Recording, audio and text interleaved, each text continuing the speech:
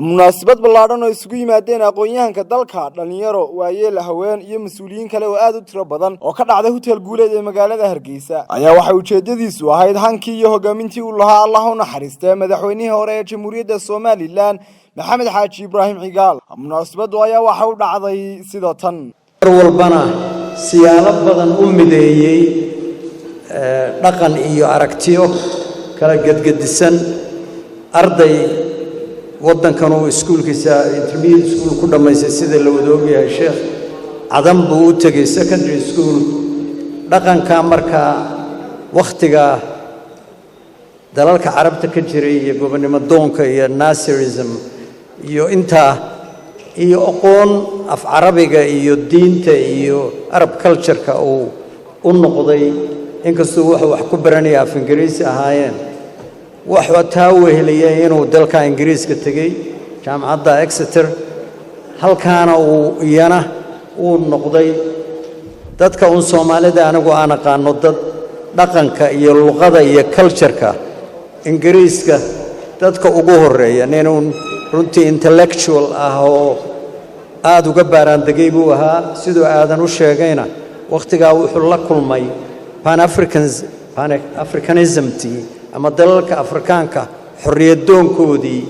oo dalalkan مثلا Nkrumah oo kale inkastoo dalka Mareykanka wax ku bartay laakiin Pan-African Congresses baa jiray dalka Ingiriiskana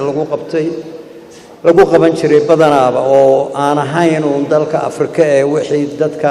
asalkoodu xitaa Afrikaan ahaayeen waxaan ku darayaa marwo kasta oo wanaagsan saygeedu ma libdho ama lama waayo ee had iyo jeer wuxuu noqdaa mid qulubta iyo maskaxda dadka ku nool ayuu noqdaado adduunyada sida u afacdo marwada wanaagsan aakhira markuu ninku tagana way anfacdaa iyadana waxa la ilaahay hakajista ay siiyo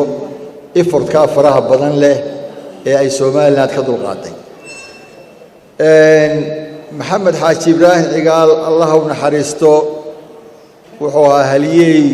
geesi ah oo qarankan u dhashay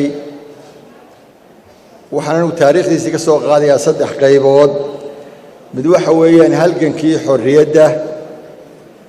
midna waxa weeyaan madaxnimadii Soomaaliland midna waxa weeyaan midowgii Soomaaliya madaxweyne Allah u naxariisto Maxamed Xaaji Ibraahim Cigaal wuxuu noloshiisa horta runtii ku dhamaystay halgan siyaasadeed oo uu doonayay inuu dalkiisa iyo dadkiisa wax ugu qabto oo uu gaadhay isaga iyo asxaabtiisii farakutiriska ahayd inaynu noqonno isticmaarkii Afrika qaybsaday ama gumaystay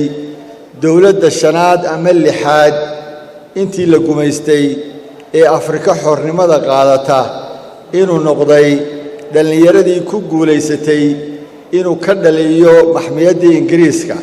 inaynu waqti hore oo Afrika ay hurudo inaynu qaadano xornimadeennii 26 Juun 1960 si kastaba mujtamac qabaliya ما شغالين دون باي مغاير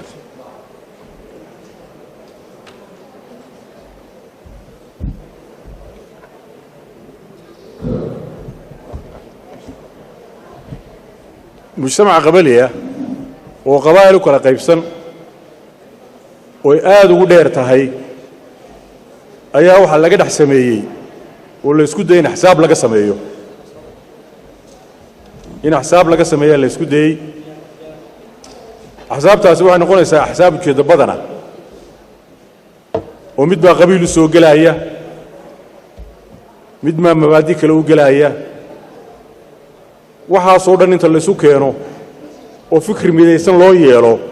ولا تشهيو ولا تشهيو استعماركي وحاد وادك بهاي وأنا اللي قوليستي كلي مو أنا ركب بدنو لميدا ولا شقيني ayaa jiray laakiin say iska soo dhax saareen iyaga u gartay inuu noqdo hogaamiyihii xisbigaasoo itijaahiye badan lahaa oo aan gudihiisu aanu ahayn dee xisbi keliya oo mabda' keliya ku shaqaynayee nima meelu jiidayo taasoo kalena waxaa keeni kara uun hogaamiyaha baragmaatigka ah ee marxalad walba waxa shaqaynaya ku kaca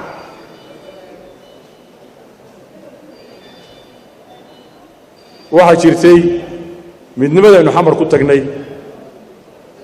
si habqanaa loo tegey si aan diyaarsanayn baa loo tegey waxay ahayd in dee wax ka horreeyaan oo wada hadalla ka horreeyaan laakiinse mujtamac aan diyaarsanayn ayaa ka xog roonaaday waxayna bragmatic ahayd xisbigii SNL oo maanta taa aynu marxaladda aynu taagannahay markaa taagnayd oo xooggiisa iyo xoolihiisaba lahaayeen waxba qarin maynee beelaha dhex ay lahaayeen maxamed ibraahim cigaal iyo raggiisu way accommodate gareeyeen beelihii darafyada xisbi gaaraa loo oggolaaday inay samaystaan oo la mataana ah SNL aqlabiyaddu had iyo jeer dadku aqlabiyaddu bay ka hadlaan aqlabiyadda xukunta aqlabiyaddu marna abtirsiimo maaha